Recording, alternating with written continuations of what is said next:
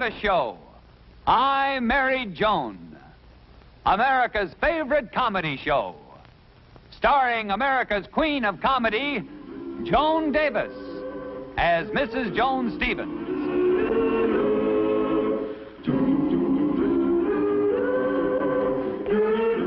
And featuring Jim Backus as Judge Bradley Stevens.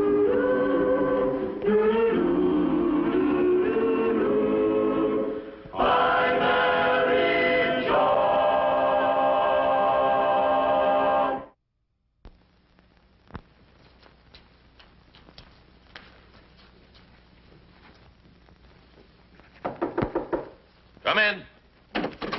Here he is, Judge. Oh, thank you, Clark. I want to talk to Joe alone. Oh, but, Judge, you just gave him a stiff sentence. How do you know he won't pull something? That's all right, Clark. Joe, sit down there. Okay. I'll be right outside, sir. Mind if I smoke, Judge? No, that's all right. Yes. No, thank you. Now, the reason I called you here, Joe, I talked to your son Tommy before. He's mighty fond of you. Yeah. Good kid, that Tommy. A real good kid. Only 10 years old and what moxie. Chip off the old block. I know, Joe. And that's what I'm afraid of. He might wind up being a criminal like you. What's wrong with being a criminal, Judge? My old man was a crook. His old man was a crook, and his old man's old man was a crook. Being a crook in our family isn't just a career, it's a tradition. Well, that's one way of looking at it, Joe, but I'm afraid you're wrong. Now, the reason I called you here was to talk about your son. Tommy can take care of himself. He's tough, that kid, I'm telling you. Maybe too tough. Well, anyway, my sister's coming out here from Ohio next week. He can live with her. No, I'm afraid that wouldn't work. The way Tommy is now, I would have to recommend a reform school. Reform school? Judge, my sister ain't like me, honest. Give me a break. He needs an awfully strong hand. Judge, I don't want my kid going to no reform school. Please. I'll tell you what I'll do, Joe.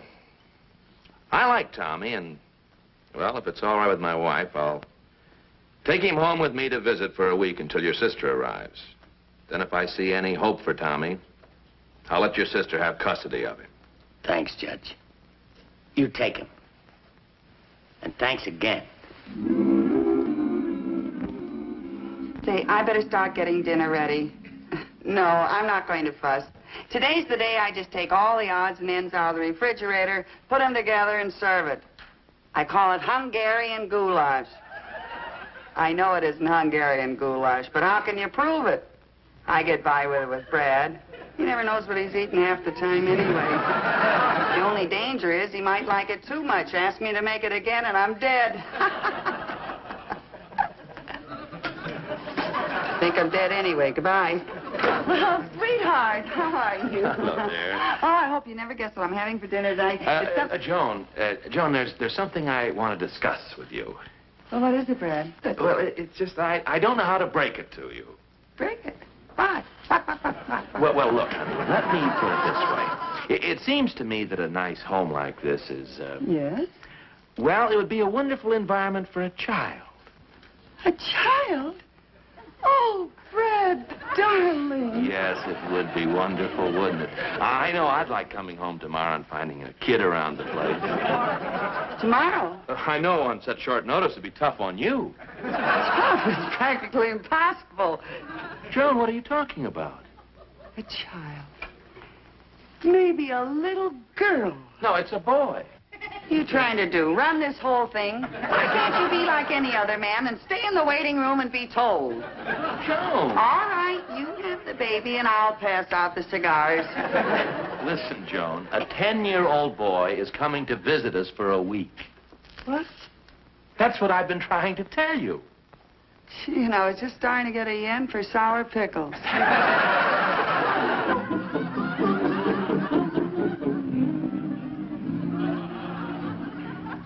9 o'clock. Officer Clark and the boy should have been here by now. Listen to this, dear. The rebellious or antisocial child. This type is the result of being denied love, kindness, and understanding. This has led to a resentment of society. Oh, Brad, I'll bet that's what's wrong with poor little Tommy. All he needs is love. I'll get it, dear. Oh, hello, Mrs. Stevens. How do you do? This is Tommy. Well. Good evening, Judge. Good evening. He's all yours. You know, he kicked me in the shins. Hey, you, come back here. Oh, that's no way to treat a child, officer. All he needs is love, kindness, and understanding. Huh, Tommy? What's with this dame? What's your manners? Okay. Well, I'll be running along now. Goodbye, Judge. Goodbye, Mrs. Stevens. Goodbye.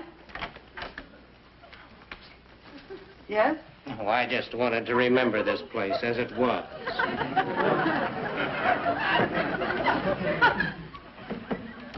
Well, Tommy, remember me? I'm Judge Stevens. Yeah, you're the fink who sent up my old man. The Fink, Brad. What? And I'm Mrs. Stevens, the Fink's wife. The Fink and I, the judge and I are awfully happy to have you here with us. Well, I know we can talk about that tomorrow because it must be way past your bedtime. And you know what I'm going to do? Tell you a bedtime story. So off to Betty Bye we go. Listen, lady, I never hit the sack before 11 o'clock. Oh, but Tommy... Joni, let me handle this. Tommy? I ain't moving till I see a lawyer. Now listen, you. Get up there. You understand? No arguments. Now get going. Yell like that, dear. You'll make the child feel unwanted. Unwanted? The shin, I'll be unwanted in court.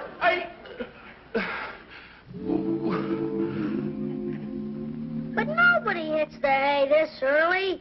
You're squares. Now, don't you worry, Tommy. I'm going to tell you a nice bedtime story about Goldilocks and the Three Bears.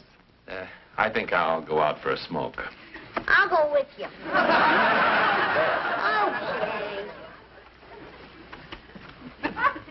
Now, once upon a time, there were 3 bears. I don't like them kid stories.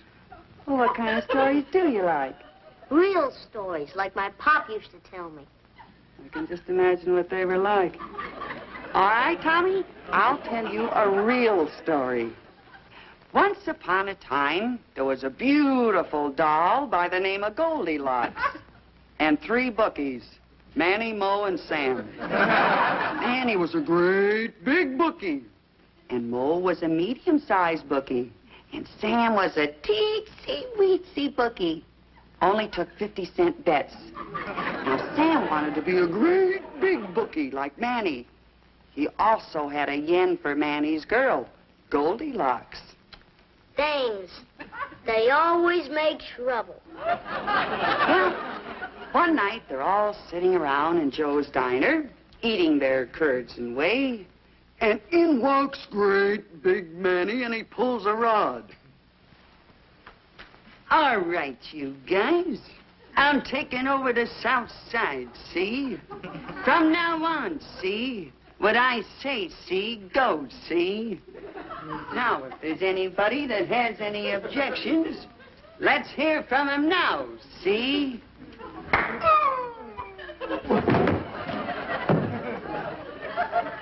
Mo had an objection. So medium-sized Mo says, well, from now on, I'm taking over the South Side. So, if anybody has any objections, let them say so. So...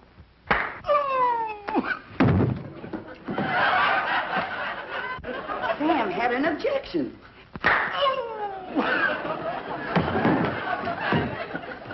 Another guy had an objection.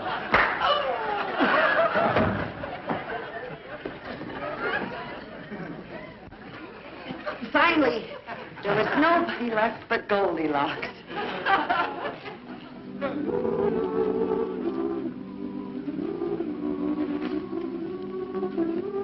He's really a sweet kid.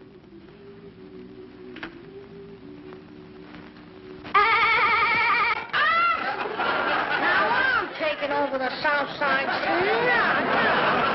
Now, we must play all games fair. All little boys should really have a turn, and then... I know we did this. Okay, men, let's make our getaway.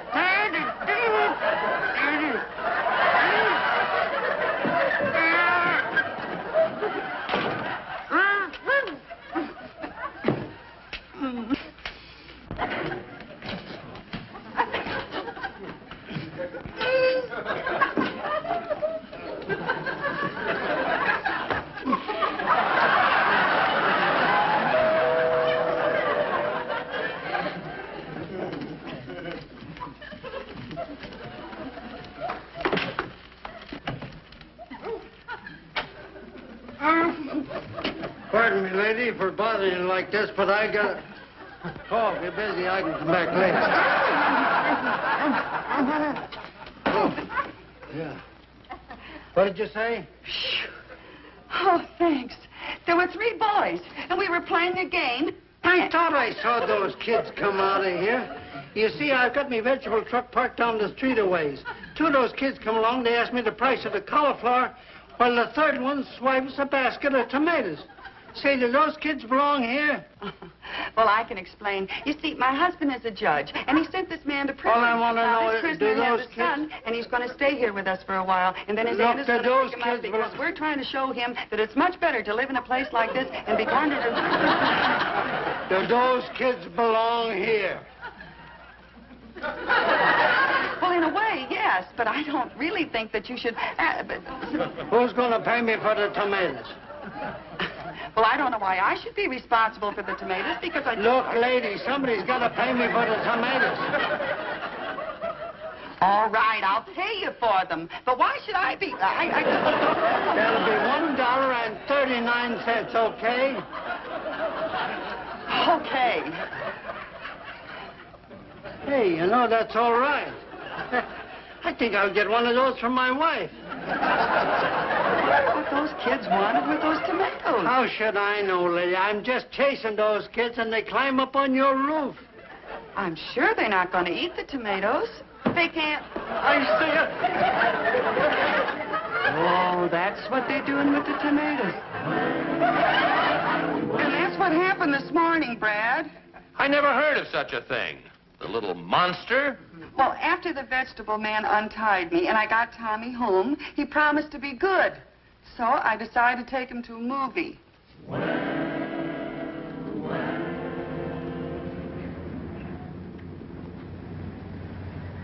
do we have to wait here for?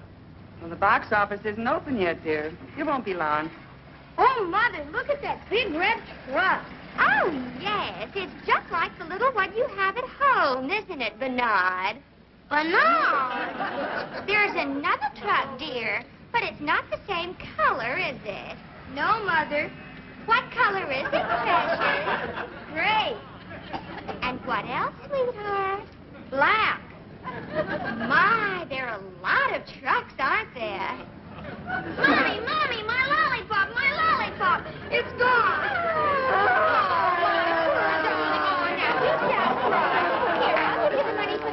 You can buy the ticket all by yourself. Now, here's a whole $1. Gee. Now, hold it tight. Don't lose it. Oh, Mother, look at that big dog. That's a St. Bernard, Bernard. Why did they name the dog after me? Oh, we didn't name the dog after you. We named you after the dog. I wonder what time the box office is going to open. Mommy, Mommy, my $1, it's gone. All but a nickel's worth. Tommy! There it is. That lady took it. Now, wait a minute, You Bernard. give me that. Why, you're nothing but a common pickpocket. Me? A pickpocket? Oh, no, lady, you're mistaken. It's my little boy here. What? I never saw this day before in my life. Tommy!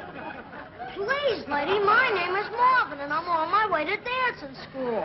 I think we better call a policeman. Why, this is the most ridiculous thing that I ever heard of. Call a policeman. Do you know who I am? It so happens that I am the wife of Judge Bradley J. Stevens. Huh. Well, I am so. I'll prove it to you. Here, show you my driver's license. Where is it? There. There's my lollipop. You stole it, too.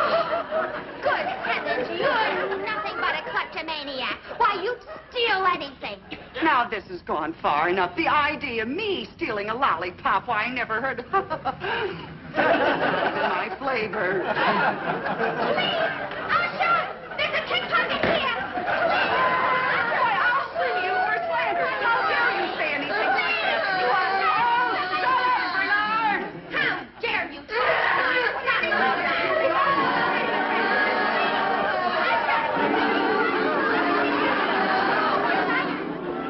And that's what happened this afternoon, Brad. And you can't come right home and talk to me about it because I'm not home. You'll have to come here. I can't, Joan. I'm very busy. But there's a very good reason why you have to come here.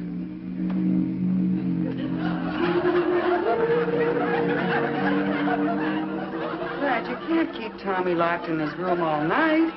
He stays there until Clark calls for him in the morning, then off to an institution with him. Brad, I don't think we've given him a fair chance yet. The kid is hopeless. He wants to be tough. He likes to be tough. You just can't reach him. Oh, I can't believe that. Underneath, there's just a little boy. You tried love and kindness. You didn't even make a dent. Maybe we were using the wrong method. Maybe we should fight fire with fire. Huh? Brad, an idea just came into my head. A crazy, wild idea. What other kind would dare venture into it? Brad, darling, I think this can work. But, Joni... Now, I'll tell you what I'll do. I'll go up and see Tommy, and then I'll tell him...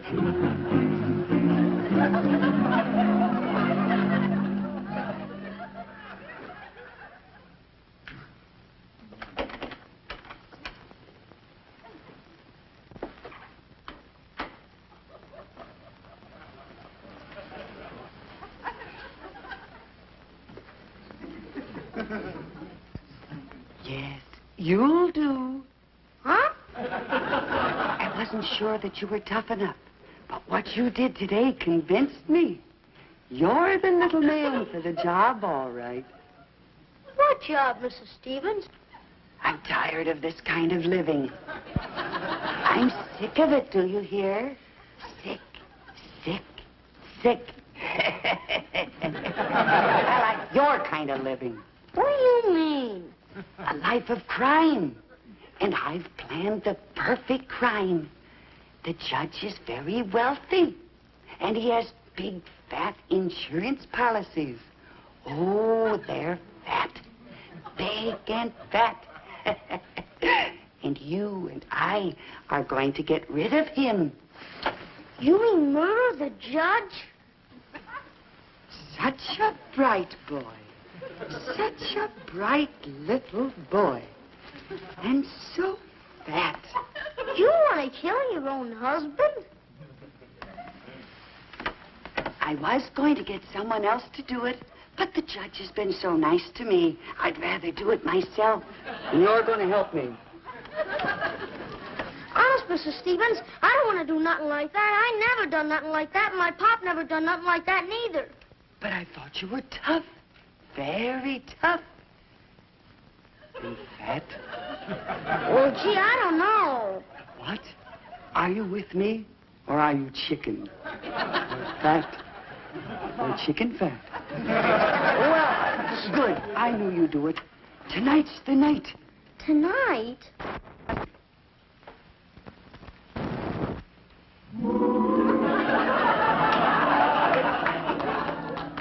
Here's your milk, Angel. Oh, thank you. Yes, there's nothing like a glass of warm milk before bedtime for a good, long sleep. May run longer than he thinks.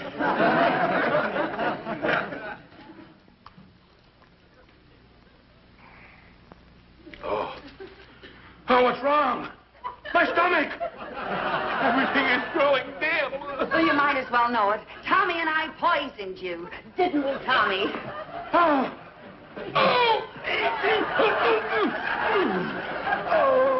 Let's figure up the take, Tommy.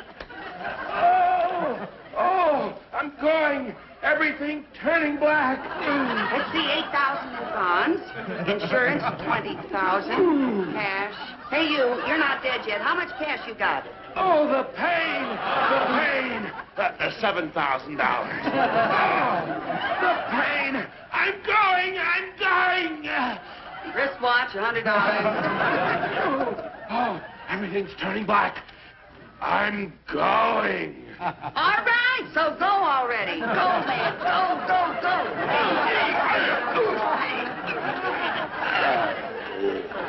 When he goes, that man is really gone.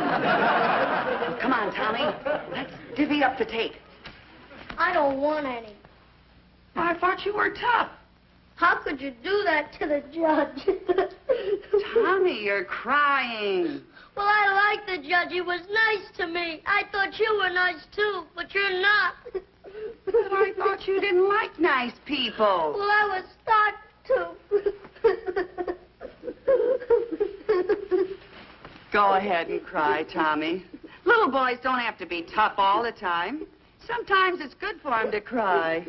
Tommy, dear, listen to me, honey. We didn't really kill the judge. He's only fooling. Of course we were, Tommy. Gee, you're not dead. No. We were just trying to teach you a lesson. You see, Tommy, crime does not pay. I'll say it doesn't. From now on, I'm going straight. Here's your wallet, Judge. Here's your pearls, Mrs. Stevens.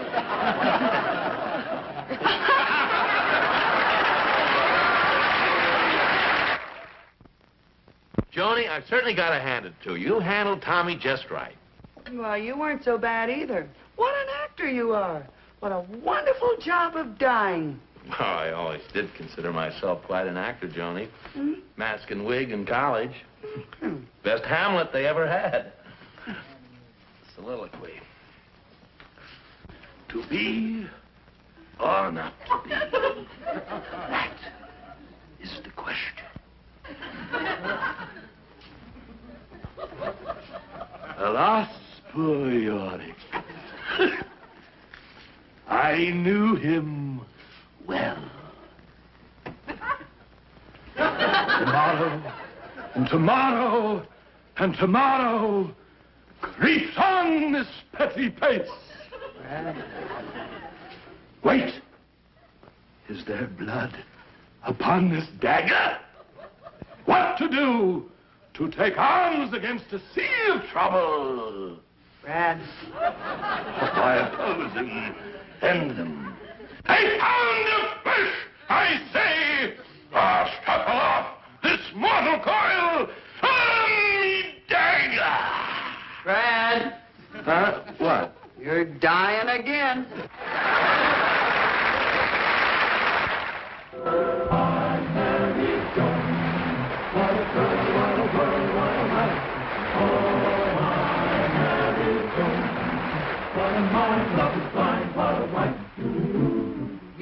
Gay, all day she keeps my heart laughing, never know where her brain has gone.